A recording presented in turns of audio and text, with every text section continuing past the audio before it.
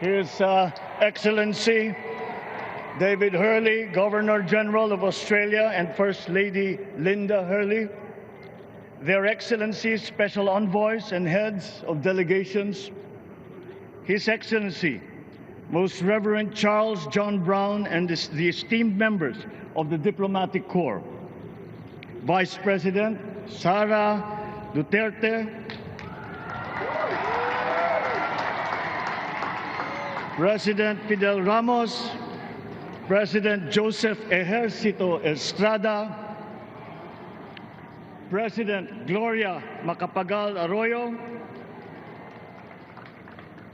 Senate President Vicente Soto III, and the honorable members of the Philippine Senate, House Speaker Lord Alan J. Velasco, and the honorable members of the House of Representatives, Chief Justice Alexander Gesmundo, and the honorable justices of the Supreme Court, of course, First Lady Lisa Araneta, and my children, Alexander, Sandro, Simon, and Vincent. I cannot proceed without a special greeting, of course, to the former First Lady Imelda Romualdez Marcos.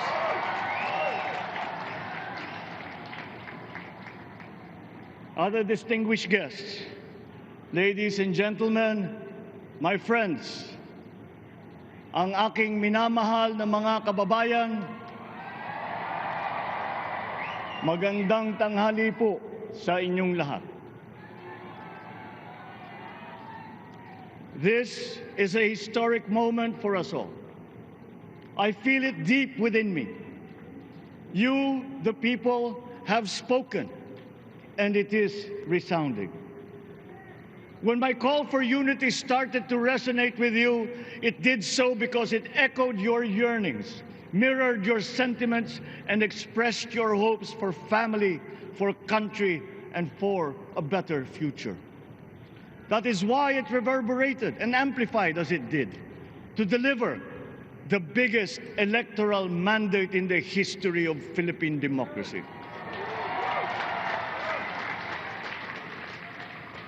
By your vote, you rejected the politics of division.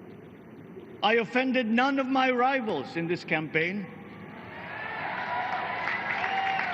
I listened instead to what they were saying. And I saw little incompatibility with my own ideas about jobs, fair wages, personal safety, and national strength, and ending want in a land of plenty. I believe that if we but focus on the work at hand and the work that will come to hand, we will go very far under my watch. You believe that too. At pinakinggan ko ang tinig ninyo na ang sinisigaw ay pagkakaisa, pagkakaisa, pagkakaisa. We will go farther together than against each other, pushing forward, not pulling each other back, out of fear, out of a misplaced sense of weakness. But we are the furthest from weak. The Filipino diaspora flourishes even in the most inhospitable climes, where they are valued for their quality. The changes we seek will benefit all and will shortchange no one. I was not the instrument of change. You were that. You made it happen. I am now. You picked me to be your servant, to enable changes to benefit all. I fully understand the gravity of the responsibility that you've put on my shoulders. I do not take it lightly, but I am ready for the task. I will need your help. I want to rely on it. But rest assured, I do not predicate success on the wide cooperation that's needed. I will get it done. I once knew a man who saw what little had been achieved since independence. in a land of people with the greatest potential for achievement. And yet, they were poor. But he got it done, sometimes with the needed support, sometimes without. So will it be with his son. You will get no excuses from me.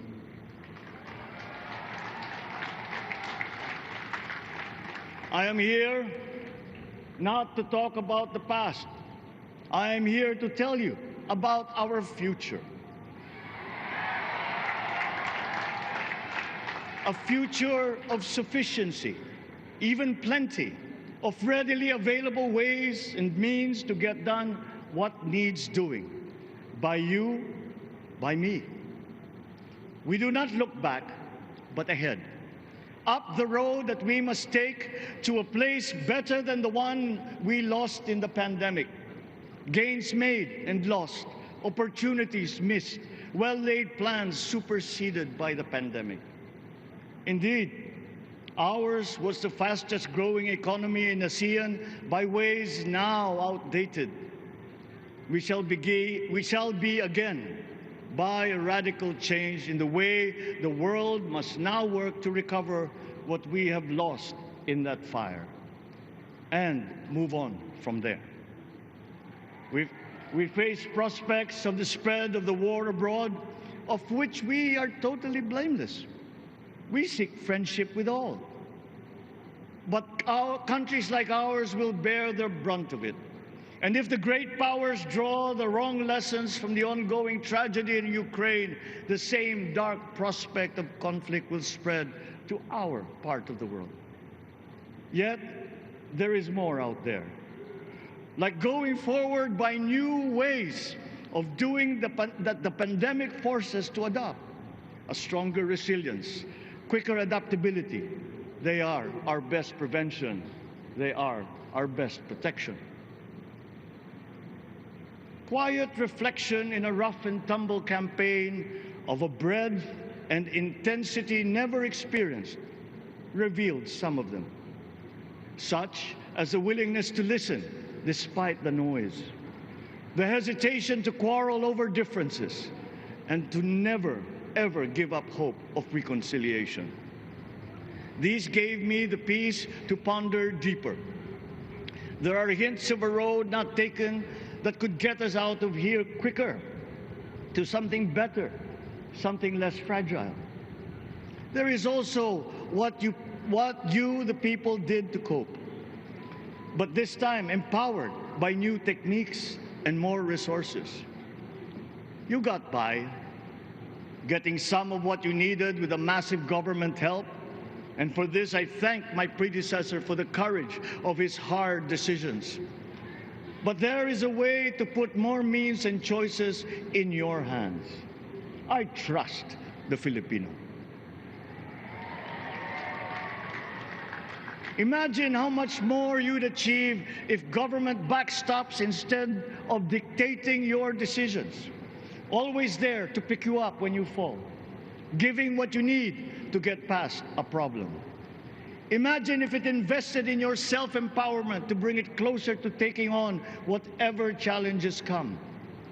Imagine a country that, in almost every sense, is you. Now imagine what you and government can achieve together. We did it in the pandemic. We will do it again. But again, I will not predicate my promise to you on your cooperation. You have your own lives to live, your work to do, and there too I will help. Government will get as much done alone without requiring more from you. That is what government and public officials are for. No excuses, just deliver. It was like that once upon a time.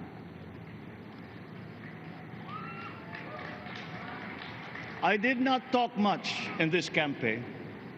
I did not bother to think of rebutting my rivals. Instead, I searched for promising approaches better than the usual solutions. I listened to you. I did not lecture you who has the biggest stake in our success. And the forthcoming State of the Nation will tell you exactly how we shall get this done. In this fresh chapter of our history, I extend my hand to all Filipinos. Come, let us put our shoulders to the wheel and give that wheel a faster turn to repair and to rebuild and to address challenges in new ways, to provide what all Filipinos need, to be all that we can. We are here to repair a house divided, to make it whole, and to stand strong again in the bayanihan way, expressive of our nature as Filipinos. We shall seek, not scorn, dialogue, listen respectfully to contrary views, be open to suggestions coming from hard thinking and unsparing judgment, but always from us, Filipinos. We can trust no one else when it comes to what is best for us. Past history has often proven that. Solutions from outside divided us. None deepened our understanding. They were always at our expense. Never forget, we are Filipinos. One nation, one republic, indivisible. We resisted and never failed to defeat foreign attempts to break up our country in my father's watch. His strongest critics have conceded that. So let us all be part of the solution that we choose. In that lies the power to get it done. Always be open to differing views, but ever united in our chosen goal. Never hesitating to change it, should it prove wanting. That is how agile, resilient republics are made. Our future we decide today. Yesterday cannot make that decision anymore, nor can tomorrow delay it. The sooner we start, the surer and quicker the prospect of achieving our future. These are troubling times. What's happening to others can happen to us, but it will not. We see what's happening. We are witness to how it is being stopped, and we have seen the glory that crowns struggle against all odds. Giving up is not an option. We've been through times of bitter division, but united, we came through to this when it shall begin again, but better. The campaigns I've run have taken me here where I stand today. I listened to you, and this is what I have heard. We all want peace in our land. You and your children want a good chance at a better life in a safer, more prosperous country. All that is within reach of a hard-working, warm, and giving race. Your dreams are mine. Pangarap nyo ay pangarap ko. How can we make them come true? How can we do it together? But I will take it as far as anyone with the same faith and commitment can, as if it depended entirely on himself. Sa pangarap na maging mapayapa ang ating bansa, ang pangarap nyo ay pangarap ko. Sa pangarap na maging maunlad ang ating bansa, ang pangarap nyo ay pangarap ko. At sa pangarap na maging mas masinang ang kinabukasan natin at ng ating mga anak, ang pangarap nyo ay pangarap ko. We are presently drawing up a comprehensive, all-inclusive plan for economic transformation. We will build back better by doing things in the light of the experiences that we have had, both good and bad. It doesn't matter. No looking back in anger or nostalgia. In the road ahead, the immediate months will be rough, but I will walk that road with you. The pandemic ravaged bigger economies than ours. The virus is not the only thing to blame. What had been well built was torn down. we will build it back better. The role of agriculture cries for the urgent attention that its neglect and misdirection now demands. Food self-sufficiency has been the key promise of every administration. None but one delivered. There were inherent defects in the old ways and in recent ways too. The trade policy of competitive advantage made the case that when it comes to food sufficiency, a country should not produce but import what other countries make more of and sell cheapest. Then came Ukraine. The most vulnerable when it comes to food are the countries furthest away from the conflict, those bearing no blame for provoking it. Yet they face the biggest risk of starvation. If financial aid is poured into them, though it never is, there is nothing to buy. Food is not just a trade commodity. Without it, people weaken and die. Societies come apart. It is more than a livelihood. It is an existential imperative and a moral one. An agriculture damaged and diminished by unfair competition will have a harder time or will have no prospects at all of recovering. Food sufficiency must get the preferential treatment the richest free trade countries always gave their agricultural sectors. Their policy boils down to don't do as we do. Do what we tell you to. I am giving that policy the most serious thought if it doesn't change or make more allowances for emergencies with long-term effects. There is a parallel problem in our energy supply. Sufficient fossil fuel-free technology for whole economies has yet to be invented. And it is not seriously tried by rich countries. Again, consider the response of the richest countries to the war in Ukraine. But surely, a free world awash with oil can assure supplies. Or we will find a way. We are not far from oil and gas reserves that have already been developed. What we teach in our schools, the materials used must be rethought. I am not talking about history. I am talking about the basics, the sciences, sharpening theoretical aptitude and imparting vocational skills, such as in the German example, alongside the national language with equal emphasis and facility in a global language, which we had and lost. Let us give OFWs all the advantages we can for them to survive and to thrive. Our teachers from elementary up are heroes fighting ignorance with poor paper weapons. We are condemning the future of our race to menial occupations abroad. Then they are exploited by traffickers. Once we had an education system that prepared coming generations for more and better jobs. There is hope for a comeback. Vice President and soon-to-be Secretary of Education, Sara Duterte Carpio, will fit that mission to a T. We won't be caught unprepared, under-equipped, and understaffed to fight the next pandemic. To start with, we never got over the pandemic of poor, if any, free public health.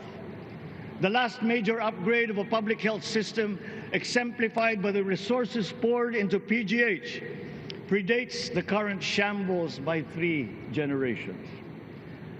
Our nurses are the best in the world. They acquitted themselves with the highest distinction abroad, having suffered even the highest casualties. With the same exemplary dedication at home, they just got by. They are out there because we cannot pay them for the same risk and workload that we have back here. There will be changes starting tomorrow. I am confident because I have an OPLE in my cabinet. There were shortcomings in the COVID response. We will fix them. Out in the open. No more secrets in public health. Remember, I speak from experience. I was among the first to get COVID. It was not a walk in the park. My father built more and better roads, produced more rice than all administrations before his. President Rodrigo Roa Duterte built more and better than all the administrations succeeding my father's. Much has been built, and so well, that the economic dogma of dispersing industry to develop the least likely places has been upturned. Development was brought to them. Investors are now setting up industries along the promising routes built. And yet, the potential of this country is not exhausted. Following these giant steps, we will continue to build. I will complete on schedule the projects that have been started. I'm not interested in taking credit. I want to build on success that's already happening. We will be presenting the public with a comprehensive infrastructure plan. 6 years could be just about enough time. No part of our country will be neglected. Progress will be made wherever there are Filipinos, so no investment is wasted. The recovery of Philippine tourism, with its emphasis on accessing nature's beauty, I am sure will exceed expectations. And bigger is not always better, but there's something to be said for economies of scale. And yet the country invites investments in fast-rising industries with quick returns and inflicts irreparable damage for future generations. We have yet to see large-scale practical solutions to pollution, though some are beginning to emerge. But there are tried and proven new ways of mitigation. Blades have been turning over the sand dunes of Ilocos Norte, harnessing a power all around, but unseen, long before this day. I built them. The rich world talks a great deal, but does a lot less about it than those with much less, but who suffer more death and destruction from climate change and lack of adaptation. We will look to our partners and friends to help the Philippines, who, despite having a very small carbon footprint, is at the highest risk. First, spare victims, then help them recover, and move on to lessen the harmful impact of climate change. We too have our part to play. We are the third biggest plastics polluter in the world, but we won't shirk from that responsibility. We will clean up. You will not be disappointed, so do not be afraid. With every difficult decision that I must make, I will keep foremost in my heart and in my mind the debt of gratitude I owe you for the honor and responsibility that you have conferred on me. Whatever is in a person to make changes for the better of others, I lay before you now in my commitment. I will try to spare you. You have your other responsibilities to carry. But I will not spare myself from shedding the last bead of sweat or giving the last ounce of courage and sacrifice. And if you ask me why I am so confident of the future, I will answer you simply that I have 110 million reasons to start with. Such is my faith in the Filipino.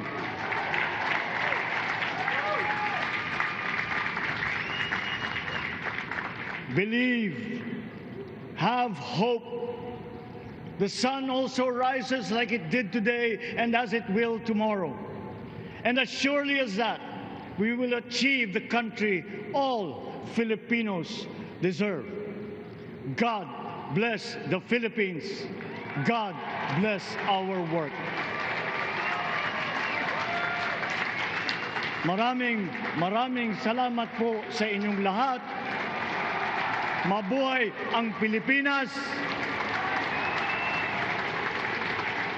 Magandang tanghali po.